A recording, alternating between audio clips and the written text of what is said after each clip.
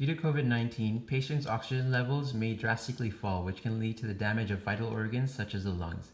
Continuous monitoring of oxygen and heart rate of at-risk or currently afflicted COVID-19 patients allows us to provide an assistive healthcare as soon as possible to prevent further deterioration. We plan to implement an always connected finger-based heart rate monitor and oxygen sensor solution which allows healthcare workers to provide a faster response to COVID-19 related emergencies. We used a Maxim 3 Max 30102 finger pulse oximetry sensor and connected it up to a Raspberry Pi.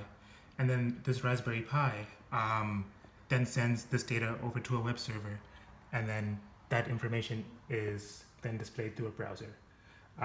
So I guess for some potential improvements that we would have wanted to make on the system, we would have liked to implement a machine learning algorithm to operate on the data such that we could use that information to predict the risk of hypoxia. We also would have liked to have used a different sensor that would have allowed us to use a wrist-based measuring mechanism rather than a finger-based one.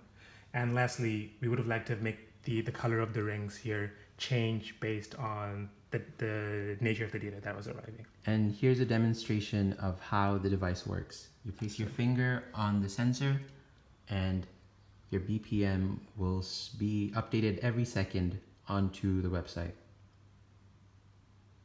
along with your oxygen saturation.